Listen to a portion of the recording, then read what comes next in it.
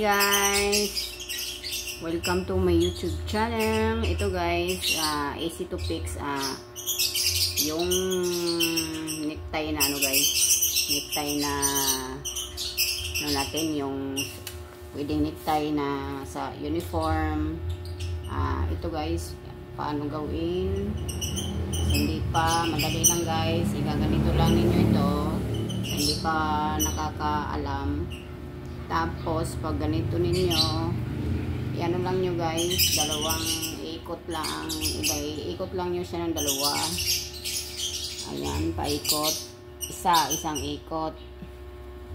Tapos, dalawang ikot. Ganon. Ayusin natin.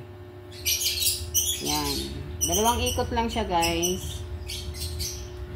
Tapos, yung pangalawa, ito ang hihilahin ninyo guys.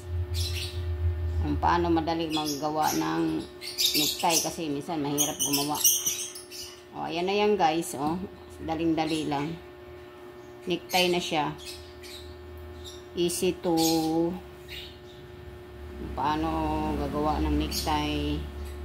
Ano na guys, yan kasimple. Kasi noon di ko alam, ngayon ay natuto na ako guys. Necktie na siya, ini-necktie na natin. Yan lang guys, share ko lang ang alam ko.